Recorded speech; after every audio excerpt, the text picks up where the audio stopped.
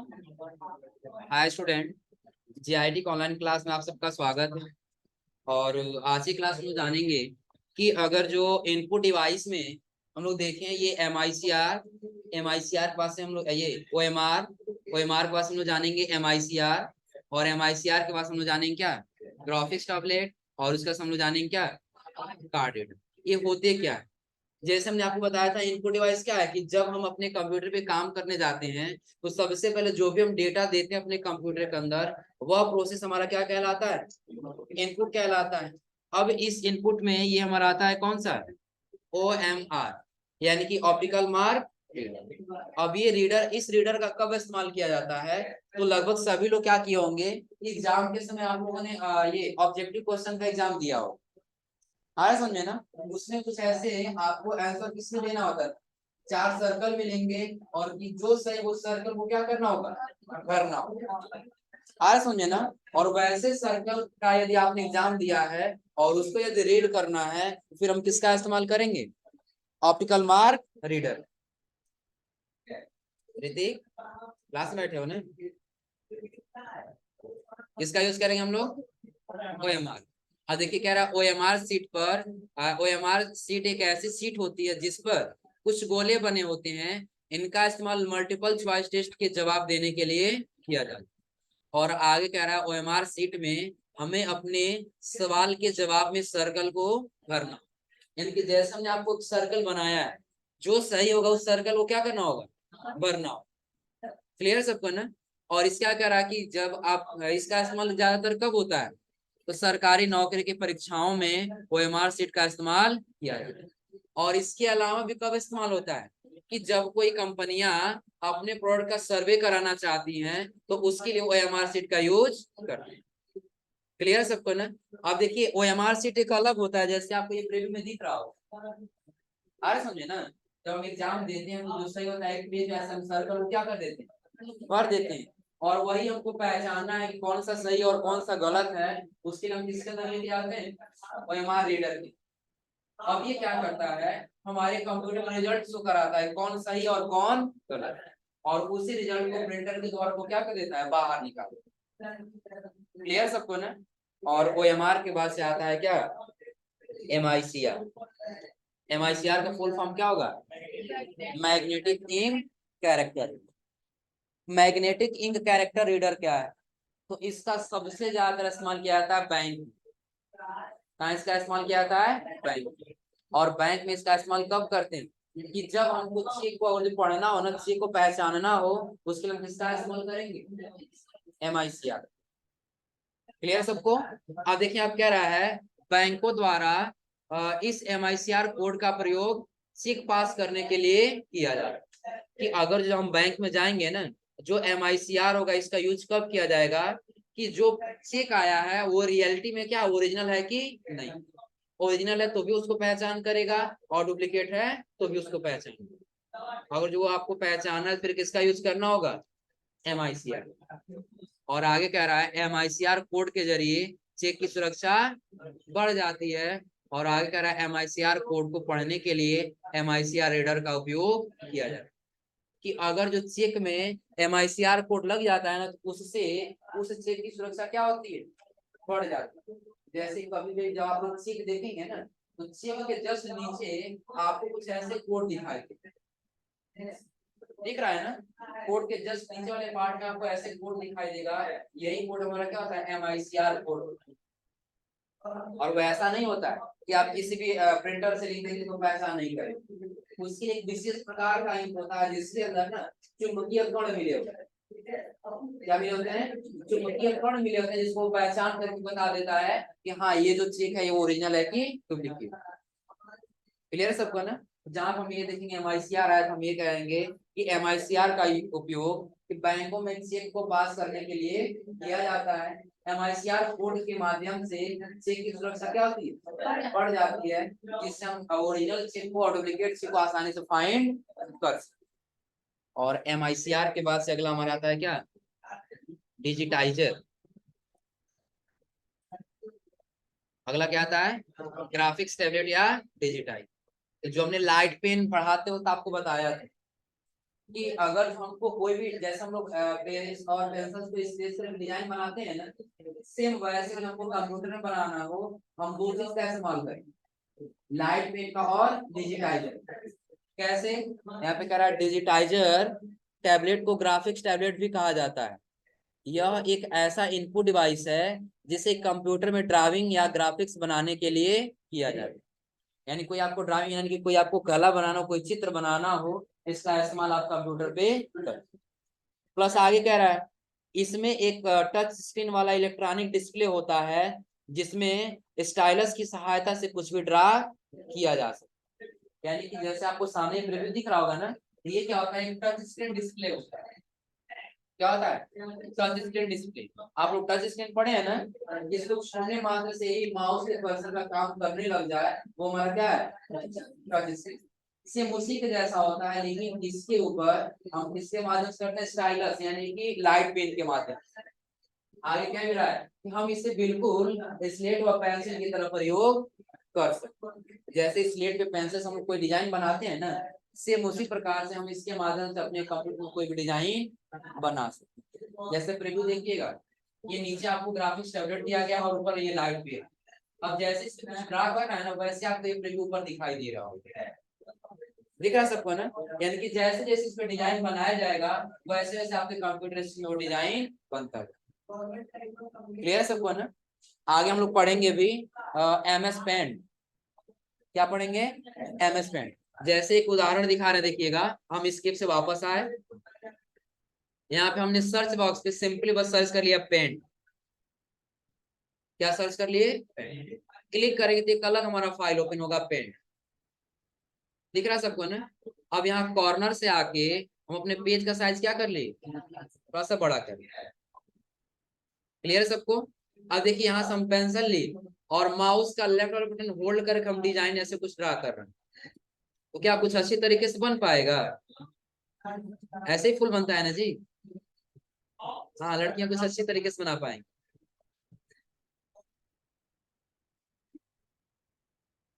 हो जाएगा ना। लेकिन अगर जो यही, अगर जो हमको क्या करना हो, कुछ अगर जो पेन के जैसा ऐसे पकड़ के बना, कुछ ऐसे अच्छे से बना ले जाएंगे, आ रहा समझे ना। तो इसके माध्यम से नहीं बनाना, तो इसका इस्तेमाल करेंगे डिजिटाइजर और लाइट पेन। यानी कि डिजिटाइजर और लाइट पेन से आप वो ऐसे इमेज बना सकते हैं जैसे आप स्लेट पे पेंसिल से डिजाइन बना। क्लियर है सबको ना। और हम यहाँ पे इस्तेमाल करते हैं ना, तो पेन चलाने में तो सबका हाथ बैठ जाएगा आसानी से, लेकिन माउस पे क्लियर रूप से नहीं बैठेगा। क्यों? क्योंकि आपको माउस का लेफ्ट वाला बटन होल्ड भी किए रहना है और उसको ड्रा भी करना है। आ रहा समझे ना। और वही हम पेन से बनाना चाहते हैं, आसानी से हम ऐसे क्या कर सकते हैं, कोई भी डिजाइन बना सकते। क्लियर सबको ना। तो उसी प्रकार से डिजिटाइजर और ग्राफिक्स टैबलेट के माध्यम से, या हम क्या कर सकते हैं, डिजिटाइजर या लाइट पेन के माध्यम से हम कोई भी डिजाइन ऐसे ड्रा कर सकते हैं। क्लियर सबको? और इसके बाद अगला हमारा आता है क्या, कार्ड रीडर। तो लगभग लगभग कार्ड रीडर कितने लोग देखे हैं? सबको देखा है कि जब हम लोग शॉपिंग मॉल में जाते हैं ना, तो चाहे क्रेडिट कार्ड चाहे डेबिट कार्ड, या तो उस कार्ड से पेमेंट करना हो, और जिस रीडर के माध्यम से हम पेमेंट करते हैं ना, वही हमारा क्या होता है, कार्ड रीडर। क्या होता है? Card reader. अब देखिए जैसे यह डिवाइस बैंक में तथा शॉपिंग मॉल में आदि जगहों पर ग्रीन कार्ड्स को रीड करने के लिए उपयोग की जाती है। कि अगर जो कहीं आपको कार्ड को रीड करना हो, उसके लिए किसका यूज करेंगे, कार्ड रीडर। इसका दूसरा नाम मिनी एटीएम भी होता है। दूसरा नाम इसका क्या होता है, मिनी एटीएम, की छोटा एटीएम। अगर जो आपको एटीएम पे जाकर कोई डेबिट कार्ड या क्रेडिट कार्ड से पैसा निकालना हो, तो आप इसके माध्यम से भी क्या कर सकते हैं, पैसा निकाल सकते हैं। क्लियर सबको ना। जैसे बहुत जगह आप लोग जाएंगे ना, तो इस डिवाइस का ज्यादातर इस्तेमाल होता है पैसा रिसीव करने को। क्लियर सबको ना। यानी कि अभी तक हम लोगों ने इसमें क्या पढ़ा, इनपुट डिवाइस। अब इनपुट डिवाइस में शुरू से देखिए हमने क्या आता है आपको, तो सबसे पहले हम ये बताए हैं कि इनपुट डिवाइस हमारा क्या होता है, कि जिसके माध्यम से हम अपने कंप्यूटर में क्या करते हैं, निर्देश देते हैं। ये बताया था हमने ना, to give instruction to the computer called input. कि जब हम अपने कंप्यूटर में कोई भी इंस्ट्रक्शन देते हैं, तो हम उसे क्या कहते हैं, इनपुट कह रहे, और ये कह रहा है this is the first operation. ये कितने नंबर का वर्क है? बिल्कुल पहले नंबर का वर्क, यानी कि सबसे पहले हमने आपको क्या बताया था कि जब हम अपने कंप्यूटर पे जाते हैं पहले क्या करते हैं, इनपुट देते। इनपुट बस क्या होगा, वो प्रोसेस होगा। क्या होगा, प्रोसेस। और प्रोसेस बस फिर क्या निकलेगा, तो अभी तक लगभग हम लोगों ने सिर्फ क्या पढ़ा है, इनपुट। क्या पढ़ा अभी हम लोगों ने? अब इस इनपुट डिवाइस में आपको अलग अलग डिवाइसों के बारे में बताया। जैसे सबसे पहले हमने आपको बताया किसके बारे में, कीबोर्ड। किसके बारे में, कीबोर्ड के बारे में। कीबोर्ड क्या था, जो टेक्स्ट डेटा को टाइप करने के लिए काम आता था। माउस, जो कंप्यूटर को इंस्ट्रक्शन देना है उसके लिए हम किसका यूज करेंगे, स्कैनर, कि अगर जो आपको किसी भी हार्ड कॉपी को सॉफ्ट कॉपी में कन्वर्ट करना है तो किसका यूज करेंगे, स्कैनर। और फिर आगे ओसीआर। ओसीआर भी स्कैन कर रहा था लेकिन किस रूप में, टेक्स्ट के रूप में। किसके रूप में, टेक्स्ट के रूप में, जिसको हमने आपको प्रैक्टिकल करके दिखाया है। एक इमेज डाउनलोड करेंगे, ब्राउजर पे जाके ओसीआर सर्च करेंगे, वो इमेज से टेक्स्ट के रूप में क्या कर देगा, कन्वर्ट कर। और उसके बाद अगला हमने आपको बताया क्या, स्वास्तिक। स्वास्तिक का इस्तेमाल कब करते हैं हम लोग, वीडियो गेम को नियंत्रित करते, कि जैसे अगर हमको कोई गेम खेलना हो और उस गेम को यदि हम नियंत्रित करना चाहते हैं किसका यूज करेंगे, माइक्रोफोन। कि अगर हमको अपनी आवाज को किसी कंप्यूटर में रिकॉर्ड करना है तो किसका यूज करेंगे, माइक्रोफोन। माइक्रोफोन का आविष्कार किसने किया था, किसने किया था, बोल गया सबको, एमाइल बर्निलर ने। कब किया था, 1877 ईस्वी। और उसके बाद हमने पढ़ा था क्या, वेब कैम, यानी कि डिजिटल कैमरा, जिसका इस्तेमाल हम कब करते हैं, कोई वीडियो चैटिंग करते समय, वीडियो रिकॉर्ड करते समय, या कोई फोटो खींचते समय। और अभी जो जितने भी आपको डिजिटल कैमरे मिलेंगे तो आप एक क्लिक में एक फोटो ले सकते हैं, लेकिन जो पहले का कैमरा था उसमें क्या करना होता था, 8 समय, 8 घंटे का वेट करना होता। यानी कि जब सीधा फोटो लेना है ना तो 8 घंटे ऐसे खड़े रहेंगे तब जाके एक फोटो आएगा। लेकिन उसमें भी क्लियर ही नहीं था कि जो फोटो आएगा वो सही नहीं आएगा। जैसे आप लोग फोटो क्लिक करते हैं ना तो कभी कभी ऐसे तो वही फोटो सही नहीं आता, ऐसा होता है ना। अब फोटो तो क्लिक किए सामने से, देखें नहीं ये सही नहीं है, कोई दूसरा फोटो, ऐसा होता है ना। सिर्फ उसी प्रकार से उस समय यदि एक फोटो खींचना होता था तो कितने समय वेट करना होता था, 8 घंटे। सोचिए जो 8 घंटा वेट करे उसके बावजूद भी फोटो सही नहीं आए, फिर वो क्या करे, दोबारा खींचेगा। अभी हम क्या करते हैं जी, फोन निकालते हैं, सिंपल फोन निकालने से फोटो क्लिक करते हैं, नहीं से या फिर इसको डिलीट करके दूसरा खींच लेते हैं, मिनट नहीं लगता। लेकिन पहले 8 घंटा।